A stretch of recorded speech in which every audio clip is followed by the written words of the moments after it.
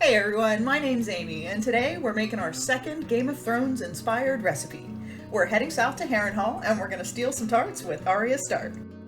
She was posing as a servant at this point, and these tarts helped her survive while she was in hiding after escaping Winterfell, and they hint at her journey into the shadows to gain her vengeance.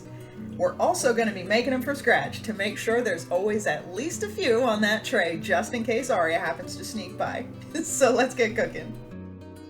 We're starting with a specific spice mix that's needed for the fruit topping, which is called strong powder, and it was a common cooking ingredient in the Middle Ages.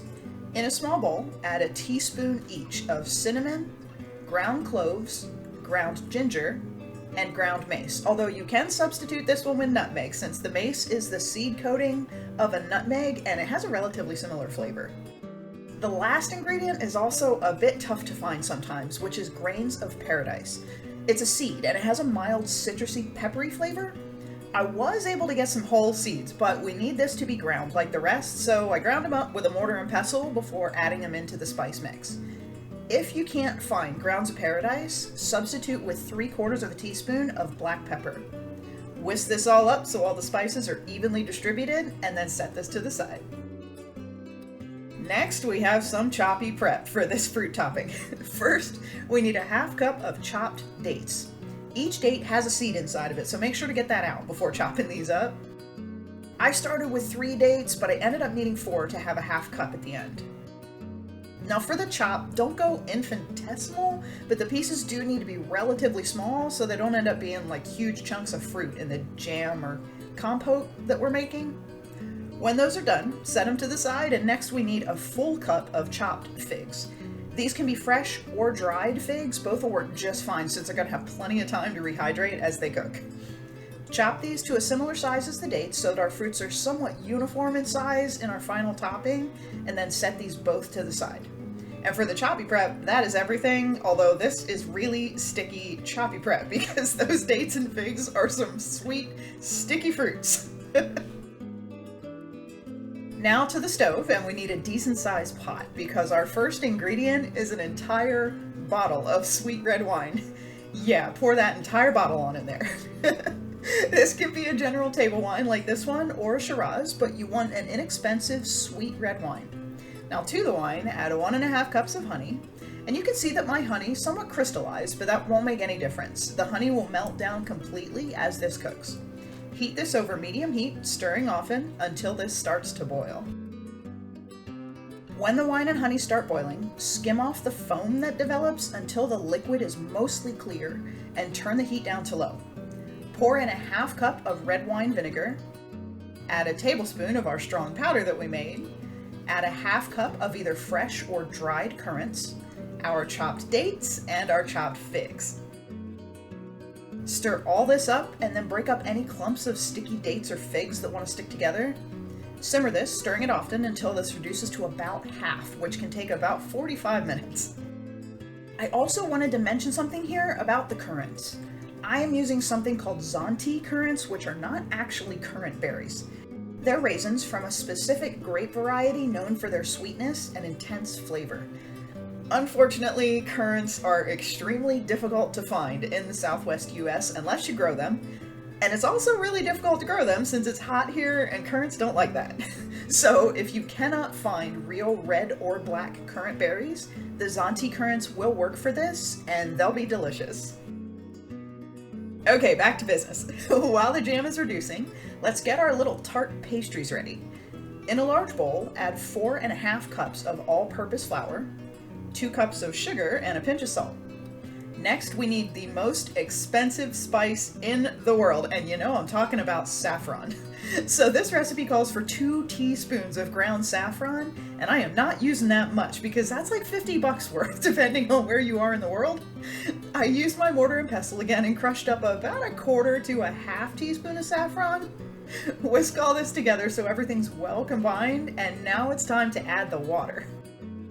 Start with a 1/2 cup of cold water and work the water into the flour mixture with clean hands. You'll likely need more than this beginning 1/2 cup, and I ended up needing about 1 cup of water total to get the right consistency.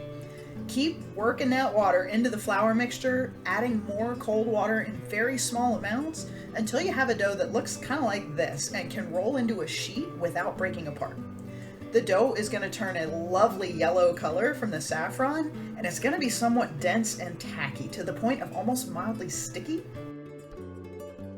Place half of the dough on a well-floured surface and sprinkle more flour on the top. Roll the dough out gently until it's about 1/4 inch thick or even a little bit thinner. Now you don't want it too thin because we do want it to hold together, but you also don't want it any more than 1/4 inch thick because you'll have a rough time eating it otherwise. The pastry recipe we're using is not a modern recipe, and the result is not a modern flaky soft pastry like we normally see today. What we're going to end up with is a very crunchy, somewhat sweet cracker type disc that's not meant to be eaten as is. It's meant to soften as it soaks up the liquid from the topping. Okay, so when all the dough is rolled out, use a cookie cutter or a biscuit cutter or even a drinking glass would work and cut out discs about 2 inches in diameter. You can mash together any extra dough and then roll it out again for more discs. It's a pretty forgiving dough. I set the discs on a lightly floured baking sheet just so I had room to keep working. Roll out the second half of the dough and just do the same until you've used all the dough up and you have a whole bunch of little yellow dough rounds. As for cooking the pastries, we're going to fry them.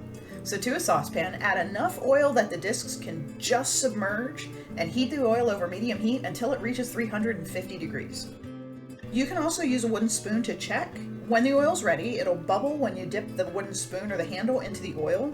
And now we're ready to fry our pastry. But wait, at this point the fruit topping is ready. The topping should coat the back of a spoon with a thin translucent layer like this. Pull that fruit topping off the heat and just set it to the side to cool. Alright, back to the pastry and here we go. Gently slide several of the discs into the oil and fry them up until they're golden brown and very crispy, which took about 3 to 5 minutes for me. It's very important not to crowd the pan so the oil temperature doesn't go too low, like under 325. If the oil temp gets too low, the discs will become oil-logged and soggy instead of frying and becoming crispy.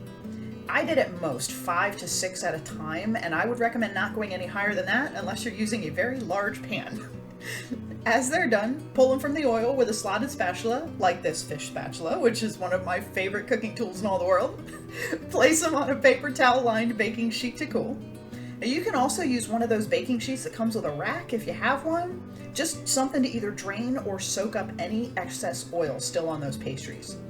Once they're all fried, let them cool for about 15 to 20 minutes. This right here is also the point where you can stop completely if you wanted to make these in advance for the next day. You can pour the topping into a container, pop it in the fridge, and put all the pastries in a Ziploc bag overnight. These little discs are pretty durable. They're not going to break apart in a bag. When you're ready for some tarts, you can assemble right away, or you can prepare this optional ingredient.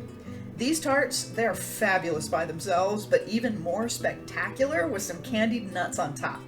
I have a maple pecan mix here, and we're going to chop this up since one pecan is almost larger than a whole tart.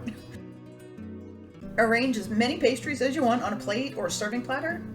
Spoon little piles of fruit from the topping on the pastries and make sure to get some of that liquid topping on there because we want this topping to soak into that pastry. Sprinkle the tops with the chopped candied nuts and then let these sit to the side for about 20 to 30 minutes just to let that topping work its magic. These little tarts are adorable as well as delicious. I have to admit, I wasn't sure because I've never had a jam or a fruit compote made of dates, figs, and currants or raisins before, especially not one with a full bottle of wine as a base. But this is insanely good. It doesn't taste like wine at all. It's just a really bright, honey sweet base. That strong powder gives this a heat from those warm spices. And I think I'm gonna make this again in the fall because this would be perfect for a Thanksgiving dinner gathering. The pastries, they still have a lot of body, but they're softer, sort of like a dense, chewy cookie. But they also take on the flavor of the fruit, which is quite possibly my favorite fruit combination now. It's just lovely, and it's even more lovely that the tarts are so small. They're like a little bite or two at most. They're perfect for Aria to steal without being noticed. But they are sticky, They're very sticky. So I would recommend keeping little hand wipes around or wet paper towels or something, because, yeah, sticky and drippy. These are a little messy to eat, but they are so worth having sticky fingers for. Thank you so much for watching my video. Please like and subscribe, maybe leave me a comment or share to help me grow my channel.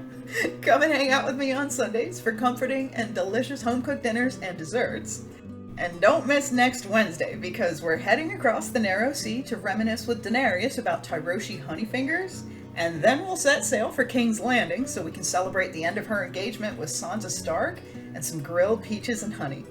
I hope you have a wonderful week, and I'll see you back here next Wednesday for some delicious desserts with the Queens of Westeros. Bye!